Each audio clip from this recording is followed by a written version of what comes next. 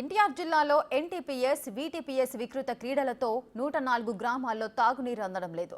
నిత్యం నీటి సరఫరా జరిగే కృష్ణా కాలువలోకి వీటీపీఎస్ అధికారులు బూడిద నీరు వదిలేశారు. దీంతో నీళ్లన్నీ బూడిదమయంగా మారిపోయాయి. వాటర్ ట్యాంకులకు చేరిన బూడిద నీరు దీంతో ఆర్డబ్ల్యూఎస్ అధికారులు నీటి సరఫరా నిలిపివేశారు. పంప్ హౌస్ రావాల్సిన నీటిలో బూడిద కలవడంతో సుమారుగా 27.9 MLW వాటర్ ఆపేశారు. ఇప్పటికే గాలి కాలుష్యంతో అల్లాడుతున్న తమకు వీటీపీఎస్ అధికారులు నీటిని కూడా కలుషితం చేసి మరో బహుమతిగా ఇచ్చారని ఆవేదన వ్యక్తం చేస్తున్నారు. మంచినీటి కాలువలోకి బూడిద నీరు ఎందుకు వదిలారో సమగ్ర విచారణ జరిపించాలని డిమాండ్ చేస్తున్నారు. వెంటనే ప్రభుత్వం స్పందించాలని, తాగునీటి సరఫరా పునరుద్ధరించాలని 104 గ్రామాల ప్రజలు విజ్ఞప్తి చేస్తున్నారు. వీటీపీఎస్ నిర్లక్ష్యం వల్ల ఎండ మండు టెండల్లో మంచినీళ్ళు లేక ఈ ప్రాంత ప్రజలు తీవ్ర ఇబ్బందులు పడే పరిస్థితి ఈరోజు కనిపిస్తూ ఉంది. వీటీపీఎస్ నిర్లక్ష్యం వల్ల బూడిద కాలువ నీరు డైరెక్ట్గా వాటర్ పంప్ హౌస్లోకి వెళ్ళటం వల్ల ఈ పంప్ హౌస్ నుంచి 104 గ్రామాలకే మైలవరం నియోజకవర్గంతో పాటు ఇతర గ్రామాలకు కూడా వెళ్ళే పరిస్థితుంది. ఇబ్రహీంపట్నం మండలాలు గ్రామాలు కావచ్చు, కొండపల్లి ప్రధానంగా కొండపల్లి మున్సిపాలిటీలు ఇబ్రహీంపట్నం, కొండపల్లి కావచ్చు, పక్కన జీగొండూరు మండలం కావచ్చు, మైలవరం మండలం కావచ్చు, తిరువూరు నియోజకవర్గంలో కూడా ఇటుపక్క గొల్లపూడి వరకు కూడా ఈ పంప్ హౌస్ నుండే వాటర్ డంప్ చేయబడతాయి. ఈ బూడిద కలవటం వల్ల ఈరోజు మంచినీళ్ళు ఇవ్వకుండా మొత్తం ఆపేసిన పరిస్థితి ఈరోజు ఈ బ్రిడ్జిని జరుగుతుంది. దీన్ని తక్షణమే జిల్లా అధికారులు, జిల్లా కలెక్టర్ గారు తక్షణమే స్పందించాలి. స్థానిక ప్రజాప్రతినిధుల నిర్లక్ష్య వైఖరి వల్లే వీటీపీఎస్ యాజమాన్యం నిమ్మకు నీరెత్తినట్టు వ్యవహరిస్తూ ఉంది.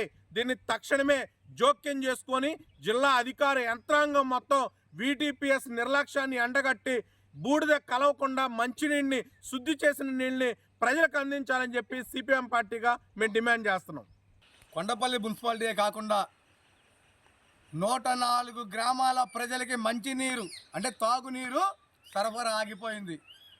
కారణం ఎన్టీపీఎస్ నిర్లక్ష్య ధోరణి వల్ల.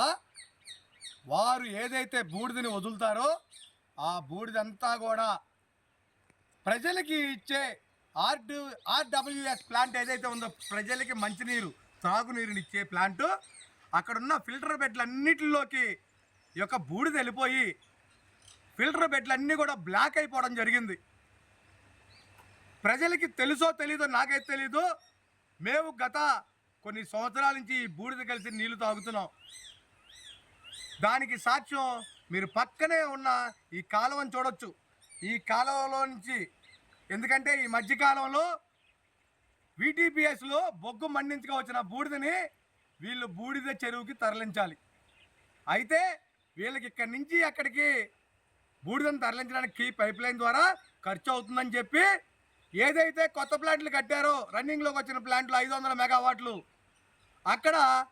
అక్కడే ఆ బూడిదని సైలోస్ ద్వారా కిందకి రిలీజ్ చేసి మిషన్స్ ద్వారా, జేసీబీలు, పొక్లైన్ల ద్వారా లారీలకు ఎత్తి అమ్ముకుంటా ఆ మిగిలిపోయిన బూడిదని హై ప్రెషర్ వాటర్ పైపులతో మన కెనాల్లోకి కొట్టేస్తున్నారు.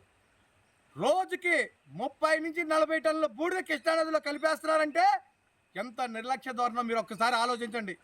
ఎంతమంది ప్రజల ప్రాణాలు ముప్పులో ఉన్నాయో, ప్రమాదంలో ఉన్నాయో అధికారులందరూ కూడా, ప్రజాప్రతినిధులందరూ కూడా ఆలోచించాలి. మనం ఇవాళ ప్రజల కోసం పనిచేయడానికి ప్రభుత్వంలోకి వచ్చాం. మనం అందరినీ కూడా నమ్మి ప్రజలు ఈరోజు మనకి పట్టం కట్టారు. మరి మనం ఏం చేయాలి? అధికారులతో పని చేయించాలి. మరి అధికారులు ఏం చేస్తున్నారు? ఆర్డబ్ల్యూఎస్ అధికారులు చర్యలు తీసుకోవాలి కదా. ఎందుకు తీసుకోవట్లా? వారికి ఫైన్ వేయాలి కదా, కలెక్టర్ కంప్లైంట్ చేయాలి కదా. ఎందుకు చేయట్లా అంటే ఆర్డబ్ల్యూఎస్ అధికారులు కూడా ఎన్టీపీఎస్ అధికారులతో కలిసిపోయారా? ఇద్దరు కలిసే చేస్తున్నారా ఈ బూడిద దందా అని మేము అడుగుతున్నాం.